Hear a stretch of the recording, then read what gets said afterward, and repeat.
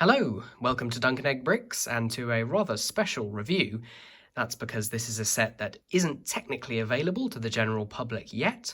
I was lucky enough to find it in a toy shop. It was the last one left on the shelf, so there's been a few lucky people out there, and I'm very happy to be able to bring you a review of it. Of course, it is set number 76239, Batmobile Tumbler Scarecrow Showdown, or as I'll just call it, the Tumbler, because that's a lot easier. So this is a Dark Knight trilogy set. Really didn't think we were ever going to get any more of those, as the Dark Knight trilogy ended nearly 10 years ago. But with the new UCS-style Tumbler coming out, I was very happy to see that they were going to bring a minifigure size version out as well. I believe this is actually the first proper minifigure scale version of the Tumbler that we've got.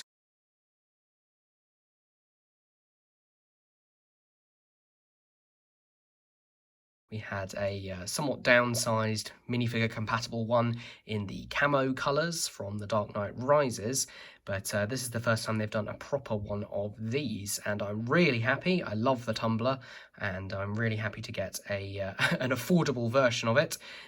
Definitely couldn't afford the original UCS version or the new one, so having a smaller version makes things a lot more, makes me a lot more happy.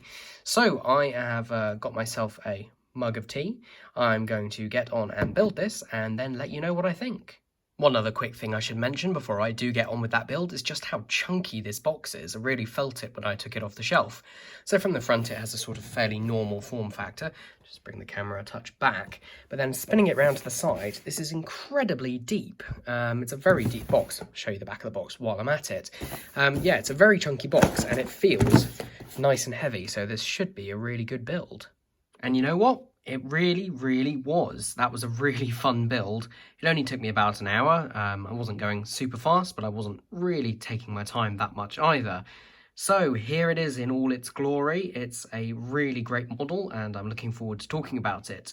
First of all, though, let's look at those minifigures. Like the most recent Batmobile that we had, this comes with two minifigures. One, of course, is Batman, and the other is Scarecrow. Same thing as they had in the previous set, with one Batman and one villain. The Batman is obviously based on the, well, it could either be based off the Batman Begins or the Dark Knight versions of the suit. I'm not entirely sure which one it is. We've got some printing on the front of the torso and nice gold metallic printing for that belt. No printing on the legs or the hips, though, which is a little bit of a shame.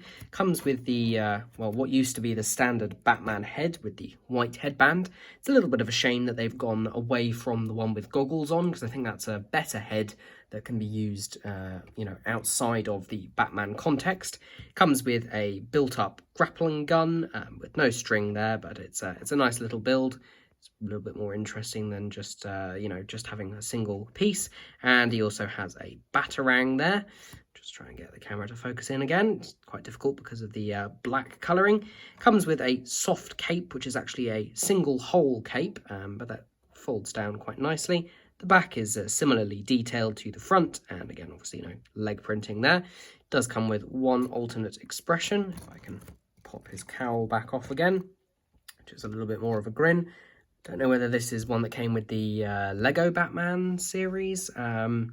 It's not really a look that you associate with the Christian Bale version of the character, but hey, it's nice to have some variety. And then on the right, we have got Scarecrow. This is the version from, well, actually, he appears in all three films. Turn Batman's cowl back around so it doesn't look quite so strange. So yeah, this is the version as played by Cillian Murphy. Unfortunately, he doesn't come with a separate non-bag face, so no Tommy Shelby faces for you out there, I'm afraid. The one that we do get is really nice, though. It's printed on a tan minifigure head, and then there's some printing there where you can actually see the flesh tone underneath and his eyes, along with the sewn-up mouth at the front. And then round the back, as you saw briefly before, we have got some more bits and pieces holding the bag together, and we've got some detailing on the front and back of the torso, showing the sort of straw sticking out of him there, and a rope, which I suppose is tying the bottom of the bag up just there. He comes with a handheld stud shooter, which at the moment has got a green stud on the back, which is how it's shown in the instructions, but there are some spare that you can shoot off. That's not quite it for the minifigures though, because Batman actually comes with an alternate head. I don't know how well that's showing up on camera. I've tried to get it as focused as possible. See, just as I turn it into the light, it's an all-black head with some sort of metallic printing on it. And what that shows, if you can remember back to Batman Begins, which amazingly came out in 2005, so a long time ago now, there's a point where Batman uses Scarecrow's or Dr. Crane's fear toxin against him, and Crane sees a very warped version of Batman who, you know, I don't know, seems to be made out of stone or something, slightly freaky. So they've included that head, which is very cool, but they've also made it usable without the cowl, so you might be able to just see there's some eye printing inside there, just a single dot. There is one in the other eye hole, but you can't actually see it. When you take off the cowl, you'll see there are some actual printed eyes underneath, and the way they've done this is very clever. You can see just above his eyes there is a series of 3 dots on either side. Well, the large one on each of those lines up perfectly with the holes in the cowl, so head on or cowl on or cowl off, you still get a usable head. There's no printing around the back, but you know, you could use that as some sort of weird djinn character, or it reminds me of some stuff that I've seen in Ninjago. Anyway, it's nice again that they've made it usable, and makes it again a little bit strange that they haven't gone with the goggles print for his regular head, but you know what, it's really nice that they've included that. Anyway, on to the main event, which is the Tumbler. I'm hoping that this is coming across well on camera. Obviously, things that are black or dark coloured are going to be difficult to show, but I will try my best to keep things in focus so you can see all the details. First of all, this, I mean, it just looks the part, doesn't it? It just absolutely looks the part. You know, if I just left it here and didn't show you any context, at first glance, I think you'd be forgiven for thinking it was the UCS version, you know, either the old one or the new one, because the details are just perfect. It has got so many panels attached at different angles with different textures, which completely reflects the on-screen vehicle. You know, it's meant to have that sort of military look. In fact, in the film, it's supposed to be a military vehicle that's repurposed by Bruce Wayne for his exploits. Of course, it comes in black, although he has to paint it. So yeah, the fact that they've managed to replicate all those different angles is amazing, and you know, they probably couldn't have done it around the time the films originally came out.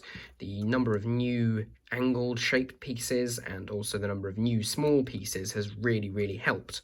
The way that this is actually constructed, it's based around one of those Speed Champions bases, the new ones that came out with the, I think it was the wave, was it the beginning of this year or last year, when they moved to the 8 wide. So this is actually a, 6 wide base piece with 5 offset studs inside, and it's low profile, but, and I think they're totally within their rights to use that in this situation. You know, obviously they can, it's Lego, they're pieces, but, you know, the fact that it's not completely built up, I think makes a lot of sense, because the rest of it you really do build up. You might just be able to see here that the way they've angled these sides, which I wasn't expecting them to angle outwards towards the front, I wasn't expecting that, but actually looking at it, that really is the shape that it is. These use these new wedge pieces, which are 2x6 wedges, so they are, I think, they're half the length of the 3x12 wedges, which we've had for quite a while now, ones that make up the roofs of Millennium Falcons, say. But this is a new piece. It appears in a few other sets around now, but yeah, it's a very useful piece, and actually all this angling is really only possible because of that, and also because of the use of some of the 1x2 modified round plates, which just allow this to all be locked in place at a slightly strange angle. I don't really know which details to talk about. So we'll talk about the inside now that I've mentioned the structure. So the whole roof lifts up like that. It's actually fairly accurate to how it does in the film, so no complaints there. There aren't really doors to the thing. It's built around, as I say, that piece at the bottom, and then there are 3 windscreens, one at the front obviously, and then one on each side here, and all of them are blocked in various places to reflect these smaller windows that appear on the real vehicle, because they did actually build tumblers. I think they built, I want to say 6 tumblers for the original film, some of which were smaller versions which were remote controlled, and some of which were full-scale versions that could actually drive around. I don't think they could actually do all the things that the Tumbler does, but it's impressive they managed to build it nonetheless. Let's try and get an angle down into the cabin. I might just pop the roof off if I can do it without breaking everything. There we go. I did break something, but I'll pop that back on in a minute.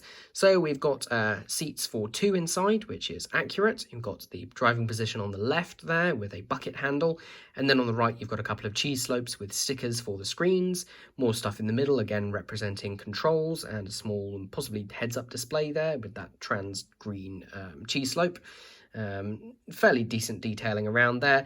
Detailing is maybe a tiny bit lacking on the inside of each side, so sort of behind that windscreen there and there, but I can't really complain because it's very good elsewhere. Batman fits in there nicely with his soft cape, which can just be kind of folded in behind him, and there's a clip there which can hang on to either his batarang or his grappling gun. Since we're looking at the back, we'll talk about it now. The one area on this, these do come off quite easily. It was actually this one that popped off before. You just got to be careful. Yeah, the one area where it's not 100% how I would like is kind of around the back here. Feel like they could have used black for these parts here, just to keep consistency. I do like those pearl gold telescopes in there. That's kind of the suspension system. Maybe could have done with some detail here and here. This bit in the back is nice though. This is the nozzle where the flame comes out for the rapid jumps. The tyres are pretty good, you know, the 4 tyres at the back, 4 large ones and 2 small at the front. Weirdly though, they're kind of swapped in terms of how the treads should look. These back ones should have deeper treads and should be more rounded, and then the ones at the front should be flatter, and you can see they're the opposite way round. I think that's just down to the tyres that LEGO has in its inventory at the moment. There are some suitable ones to swap for the back, but not really for the front. So, I'm fairly happy with how they've left it. Obviously doubled up at the back on separate axles so they can actually turn independently, which is nice. Coming along the side, we've got some of these large sort of Technic wing pieces, which I associate with Bionicle. Various different types of spoilers. There's one of these fixed ones here, and then there's ones on clips on the top. Lots of ingots used all over the place, some in black and some in silver, actually hiding underneath the flaps here. Again, flag pieces used here, wedges on the sides, tiles of different descriptions, all coming together really, really nicely to create just the perfect shape all the way down through this slope at the front. There's a few stickers used in the set. There's one on each side here and here, again showing the suspension for the front wheels. This bit at the front is a sticker, and then those details that I showed inside here, those 2 control panels are stickers. I think that's actually it. Oh no, there's a couple of stickers, one on here and one on here, but that does it. If you don't like them, you can leave them off, and I don't think it would detract massively from the model, but I think particularly this one at the front, it really is worth adding it on. We've also got a couple of stud shooters at the front. These are kind of accurately-ish placed. I think the projectile weapons actually come from here, but here and here isn't too bad. I think I will modify my version to include some slopes here to match with this, just because I'm not going to be, actively playing with it, especially with the stud shooters and losing them. Incidentally, it does come with a couple of extra shots, as it were. All they are is 2 1x1 round plates, or studs as people tend to call them. We just get 4 of those things in total, which is good because I can definitely see those going walkabout. This really was a fun build to put together. Lots of interesting building techniques, lots of things that I didn't expect. And for, I paid £35 for this, which I believe is retail price. And for that, this is really a worthwhile build. There's no silly side builds to bump the price count to bump the price up, and you get the appropriate minifigures. It would have been fine with just Batman, I think, but it's nice having Scarecrow thrown in there as well. So I would say if you like the look of the Tumbler but don't have the space or money for the UCS version that's coming out, then I would definitely go with this version, because I think the details are more than adequate and it makes for a great display piece. But equally, for a child, not a young child, but just before teenager, I can't think of the right word for it, preteen or a teenager, I think this would be a really nice toy or display piece, because it's a great build and it looks really good. So I've rambled on for far too long about this set. I really can't say enough about it. It's really, really good. So if you're looking forward to getting one of these come October, then let me know in the comments. I really would recommend it. Thank you for watching this video. If you have enjoyed, then please leave a like down below. Again, comment, and I'll try my best to get back to you. Subscribe to the channel for more reviews and more mock videos, and I will see you again soon. Till then, have a good one. Bye.